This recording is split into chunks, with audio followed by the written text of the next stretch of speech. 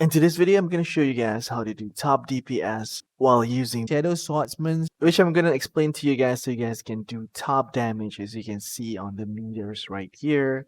Alright, before we start with the abilities and rotation, I'm going to explain to you what not many people are explaining about the scorpion in the middle of your screen. Firstly, look at the number 100 and also the amount of liquid inside the body of the scorpion. This represents the number of energy that you have. So certain abilities will require a certain amount of energy before you can use them. Alright, number 2, look at the tail of the scorpion. You don't want to look at the tip of the tail, you want to look from the body towards the tip of the tail. There are 5 slots, which represent 5 slots of combo points. So we don't call it combo points in this game, we actually call it like poison points. So if you have 5 poison, it will transform your third ability into a dot, poison dot, which I'm going to explain later.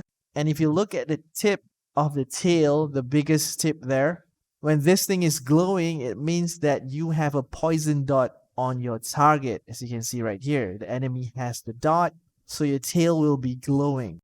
And finally, look at the pincers right in front of the scorpion. This will represent your cooldown ability when it's up.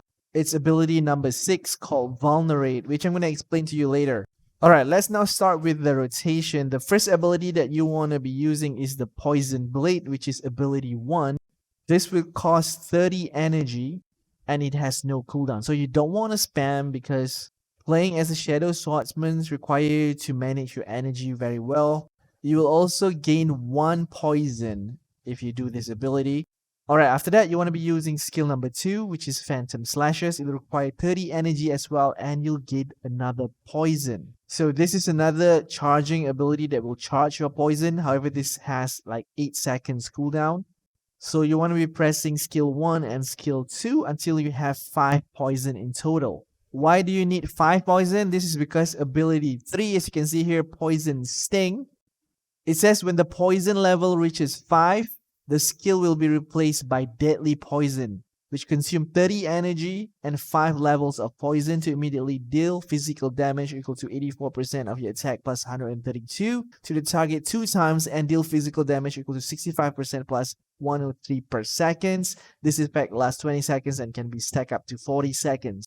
Which means you need 5 poison points in order to convert skill 3 from Poison Sting into Deadly Poison, which will place a dot on an enemy that will last for 20 seconds and you can stack up to 40 seconds, and you can monitor this from the middle of your screen there. The scorpion tip of the tail of the scorpion will glow. So you want to make sure that your poison dot is up on your main target enemy 100% of the time. Alright, for the next step of the rotation, once the poison dot is up, you want to be casting skill 4, which is Fatal Strike. This ability will immediately deal physical damage and also mark the target and boosting the damage they take from you for the next 4 seconds. So the dot will deal damage, and then you want to be using skill 2 first because it deals the highest damage, followed by skill 3 if you have enough poison points, then skill 1 to generate poison obviously. So you just want to keep repeating this rotation. Let me recap: skill 1 and skill 2 to generate the poison until you reach 5 poison points, and then you want to use skill 3 to put a dot, poison dot on the enemy, and then skill 4 to boost your damage for 4 seconds up to 10%, and then use skill 2, 3, and 1 and repeat the entire process. Alright, now let's talk about skill 6, which has 90 seconds cooldown. It's your big cooldown ability. When you pop this ability in the middle of your screen, you'll see that the front 2 pincers of your scorpion will glow. It says poison your weapon in the next 12 seconds. Your attack increased by 78 and each direct damage skill adds 1 additional pursue that deals physical damage equals to 35% of your attack plus 53. Spinning AoE ability cannot trigger this effect. So whenever this ability is up or during burning phase, you want to be popping this, preferably after your poison is up as well as when your skill 4 is up. So basically, you want to be using this ability after you put skill 3, poison dot, before you cast skill 4. You want to pop this one and then use skill 4 followed by skill 2, 3, and 1 and follow the rotation. Another big cooldown ability which you will have on all classes is the Inscribed Stone skill. Poison Blade grants additional poison without consuming energy for 5 seconds. Deal extra damage and extend the duration of existing poison by 2 seconds. No longer applies sustained poison. So you want to be using this as well. That will increase your damage and it'll make your rotation much faster. So you have to juggle your rotation much faster, but you have to keep the same rotation like I've explained earlier. Alright, for AoE situation, you want to be using spinning AoE attack. This one ability off cooldown. It is 5 seconds cooldown and it will cost 30 energy. Of course, you want to be using skill 1 and skill 2 to generate that poison points whenever the spinning ability is not available. And when you have 5 poison points, you want to be putting poison on the highest health of your main target while AoEing the rest of the target. Also, don't forget your class has movement speed ability like sprint, immediately boosts your movement speed by 70% for 8 seconds. You also have quick step, flash to the target enemy and boost your movement speed for 50%. There's another ability like this step ability, I think it's called Shadow Step, which allow you to blink towards the target. So you'll have like 2 blinking ability, but for my case, I don't need it. I prefer to have like a portable healing to heal myself. This one, you can choose it from your ultimate. Drink a portable potion to recover HP 3 times, each time recovering 12% of your max HP. So depending on the fight, you can choose your ultimate accordingly.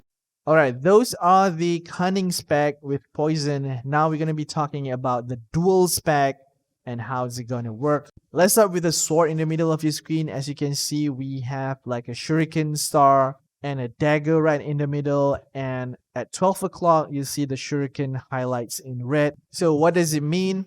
So basically the dagger will rotate clockwise every time you cast skill 1, 2, 3 or 4, which I'm going to explain to you guys later. We'll move the dagger clockwise 1 turn.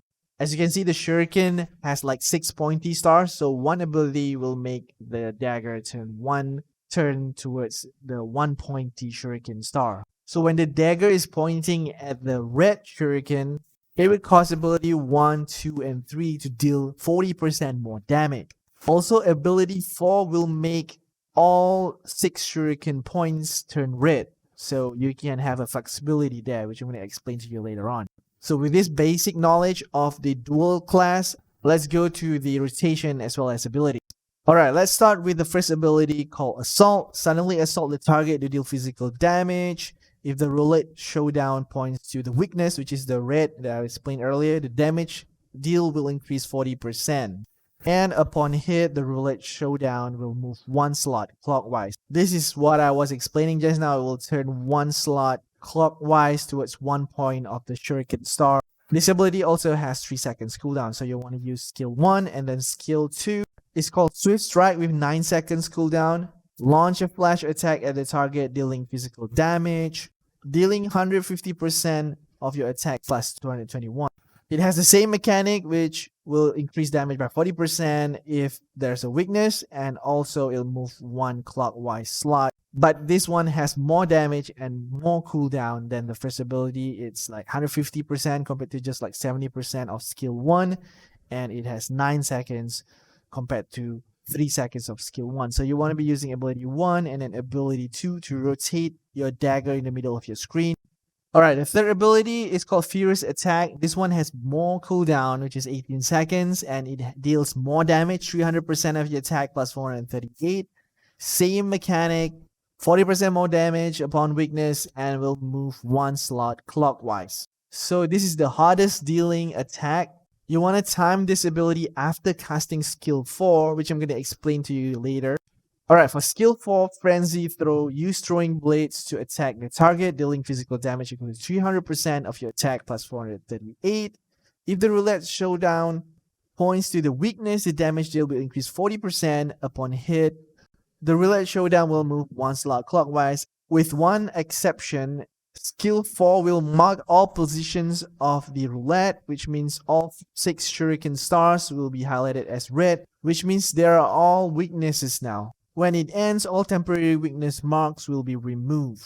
So once you understand all these 4 abilities, let's talk about the rotation. So you want to use skill 1 and skill 2 to make the dagger rotate 5 times. So when the dagger is pointing at 10 o'clock, you want to be ready to cast skill 4. But before that, use skill 1 or skill 2 once again. When your dagger hit 12 o'clock, it's now weakness. You want to press skill 4 as it's your hard-hitting target with high cooldown timer. It will also make all 6 pointy stars appear red as weakness. So when the dagger now is pointing at 2 o'clock, you want to use skill 3. This way it will maximize skill 4 and skill 3 with the weaknesses. You can try this. I hope you're getting what I'm saying here. This is just to min-max your ability. After that, you can just keep following the rotation 1, 2, 1, 2. And when your skill 3 is about to be back up again, you want to save skill 3 when the dagger is pointing at 12 o'clock. This is because of weakness. You want to stack weakness and skill 3. Skill 4, you have to wait as it has like 72 seconds cooldown. So just keep repeating this until skill 4 is about to be up again. Then you want to save skill 4 and skill 3. Just repeat the entire process again. The dagger is pointing at 10. You want to be ready to cast skill 4. And then cast skill 1. When the dagger hits 12 o'clock, cast skill 4. And then skill 3. And then 1, 2, 1, 2. As you will have 6 seconds to maximize your damage during weakness. Alright, for group attack, the duel spec is not that great because it has like 25 seconds cooldown. Become a shadow attacking enemies randomly within 5 meters 5 times within 1.4 seconds. Each attack will deal physical damage. This skill will prioritize different units, and if the same unit is hit more than once, the subsequent damage will reduce 90%. You cannot move while channeling this skill. So once you use it once, you have to wait for the 25 seconds cooldown. You will just have to do your normal rotation like I explained earlier, even though there are more than one targets to attack. Alright, let's talk about your big cooldown. The first one is called the Thirst Battle. Release your desire to fight, boost your attack by 73 for the next 10 seconds. The cooldown of all skills apart from the base attack and Frenzy Throw is reduced by 50%, which means all abilities cooldown will be reduced. This is a good time for you to do AoE with your Blades of Chaos. It'll be like 12 to 15 seconds instead of 25 now. And skill 1, 2, and 3 cooldown will be reduced as well. So you have to juggle your rotation. They'll be much quicker right now. And the momentum will be much faster. Alright, for your Inscribed Stone skill, it reduces Assault, which is skill 1, cooldown within 5 seconds. After 2 casts, reset Furious Attack and hit the weakness. So you want to be using a Furious Attack first and continue with skill 3, 2, 1, and all that. And then you can cast Inscribed Stone. It will reset Furious Attack after 2 casts of Assault, which means you can do it all over again. Thank you so much for watching. This is Kasum, your regular adventurer. Peace out.